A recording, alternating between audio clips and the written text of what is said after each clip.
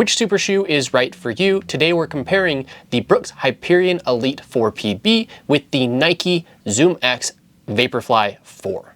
What's up everybody, I'm Eric McIntyre, aka Rad Dad Bod, and you're watching Rad Dad Bod TV, where we review running shoes. Today, like I said, we're comparing the Hyperion Elite 4PB and the Vaporfly 4, and if it's your first time watching one of my videos, you may notice some timestamps below. Feel free to jump around to the various parts of the video, but if you do so, I would sure appreciate if you come back and watch the full thing when you get a sec, as I put a lot of time and effort into these. And if you've been a viewer for a while, but you haven't yet hit that subscribe button, please consider doing so today and turning on notifications so you get notified every time I drop a new video, which is typically Monday through Friday. Now, some quick disclaimers and disclosures for this video. The Vaporfly 4 was sent to me for free for the purpose of review directly from Nike. That being said, I am not paid. I did not receive talk tracks, talking points. I wasn't asked or obligated to include it in any specific content. No one watches the content beforehand, and all thoughts are entirely my own. With the Hyperion Elite 4PB, I did purchase it with my own money. However, I have received shoes from Brooks in the past, and any time that I do receive them for review, it's the same process, so no one pays me, no one watches the videos beforehand, nothing along those lines. Now with that out of the way, let's talk about the intended use of these two shoes. So the Hyperion Elite 4PB is really going to be Brooks's premier marathon racing option. Meanwhile, the Vaporfly 4 has become it's the original super shoe, it's the original 26.2 miles running it fast shoe. But this year's iteration is actually advertised as more of a mild marathon shoe. So it's supposed to be a little bit more versatile. Now, the reason why I'm comparing these two shoes is because I feel like they have similar overall profiles. And so I think that the Hyperion Elite 4PB can also be that mild marathon option. And so I felt like this was a good one to kind of stack up against each other. From a price perspective, the Vaporfly 4 comes in at $260. Meanwhile, the Hyperion Elite 4PB comes in at $250. So price-wise, they're pretty comparable, which is another reason why I thought this would be a good comparison. Looking at the specs, the Vaporfly 4 comes in at 5.9 ounces and 167 grams, so it's one of the lighter or lightest super shoes on the market.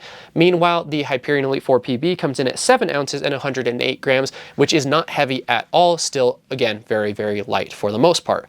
From a stack perspective, the Hyperion Elite 4PB comes in at 40 in the heel, 32 in the forefoot for an 8mm drop, and the Vaporfly 4 is 36 in the heel, 30 in the forefoot for a 6mm drop. So Brooks going with a little bit more aggressive heel to toe drop there, more cushion in the heel and the forefoot.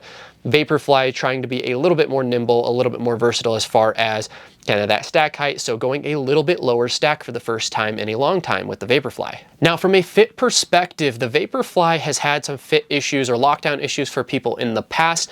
This iteration is super narrow. So lengthwise, I do feel like it's true to size, but because of how narrow it fits, and I would say it's maybe a standard heel, but narrow toe box, narrow midfoot, and a very low volume fit as well. So I do feel like my toes are pretty cramped in this shoe. I do feel like you could potentially half size up. I am curious if I did half size up to an 11, how I would feel about that fit. But for me, it was very, very narrow. Now, Brooks traditionally is fairly narrow, but with the Hyperion Elite 4PB, I felt like the heel and the toe box were pretty standard. And then you have a snug midfoot, but I wouldn't call it super narrow. So I don't know if I'd say it's wide foot friendly, but it is a more accommodating fit, at least when comparing these two. Now moving to those uppers, Nike has the racing engineered mesh in the Vaporfly 4. It is very lightweight, very breathable, and it really kind of it hugs your foot like it's supposed to be a very sock-like fit overall, but it has some good structure. So you have a structured heel counter, you have that classic foam pad cushioning there in the heel that most Vaporflies have. You have a more traditional lacing system. You know, the tongue is not gusseted, but because of the narrow fit, it doesn't shift around, so it's not a big concern for me. But that toe box is just really low volume and really, really tight. So for me, the upper actually did rub a little bit around here where the stitching of the tongue is over by the toes, to the point where I actually got a cut on my left foot while running in these shoes because it was rubbing kind of awkwardly down there. That's where I do feel like it's become a lot more narrow. And I get if you're racing the mile, right? You want a shoe that is going to be really, really attached to your foot. You want to be really, really nimble. And I think that's why they did that with this upper. But just be aware of that when compared to previous Vaporfly models, that it is going to be a lot more snug, a lot more narrow overall, right? But like from a breathability standpoint, really, really nice. Speaking of breathability, the Hyperion Elite 4PB has that webbed mesh. So really, really nice, like very, very breathable as you can imagine. And then you do have a reinforced kind of structured heel. Now it is easily collapsible there. You have a little bit of cushioning there in the heel, but really it's very, very comfortable. It's very, very breathable, and you still get really, really good lockdown despite it being kind of a more, not like, it's not a loose fit. It is a snug fit in that midfoot, but you still just get really nice lockdown in the shoe. You feel very secure overall. Now the tongue is not gusseted either, but kind of the same thing because of a more snug midfoot area.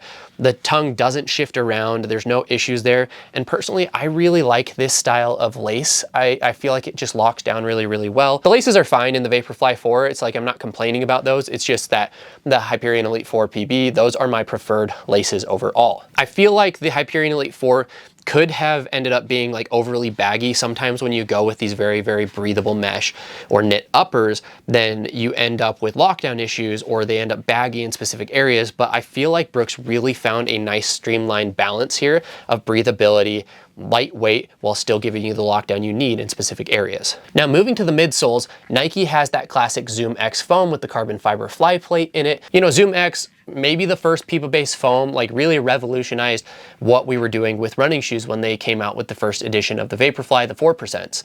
Meanwhile, this is Brooks's first time putting PEBA in their shoes. And I'm not talking like just their super shoes, just like in general. It's their first time putting PEBA in a shoe.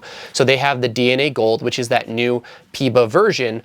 And, you know, the Hyperion Elite 4 obviously came out last year. The PB version, though, came out this year because, you know, there was so much backlash from not having like a PEBA based or a racing based foam that they felt like they needed a do-over kind of on the Hyperion Elite 4. And personally, I'm really glad that they did it. Within the shoe, also, you do have the carbon fiber plate from Eris. It's the Speed Vault plate. It's kind of almost like a webbed plate itself too. So it's got a bunch of holes, which allows the foam to interact with itself through the plate, which increases a little bit of that potential rebound, but also like reduces some of the firm feeling that sometimes comes from a plated shoe. Now, between these two foams, I feel like the DNA Gold is a firmer PEBA compound. But the Zoom X in the Vaporfly 4, personally, I feel like it's not as bouncy and responsive as it has been in previous iterations. So it's a firmer version of the Zoom X as well. So, you know, in terms of responsiveness between these two shoes, honestly, I feel more responsive, more bouncy in the Hyperion Elite 4 PB.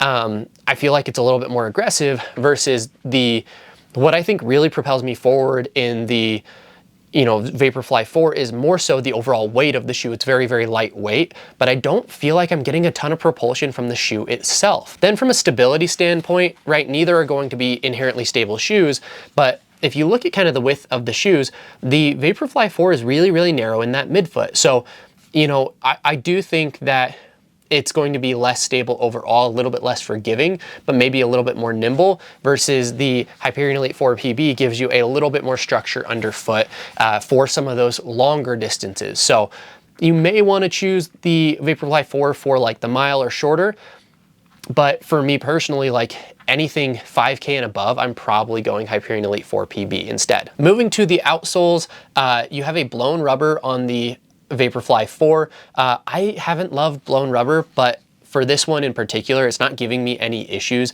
And they have fixed some of the wear and tear that occurs kind of on the heel. If anyone has run in the Vaporfly 3, they know what I'm talking about, where the heel just got absolutely torn up in the exposed foam areas.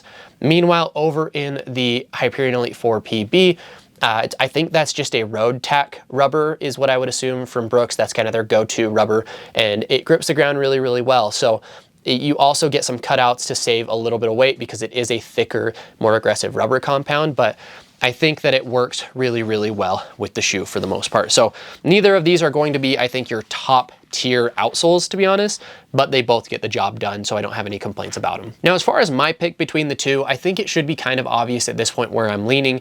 I am leaning towards the Brooks Hyperion Elite 4 PB.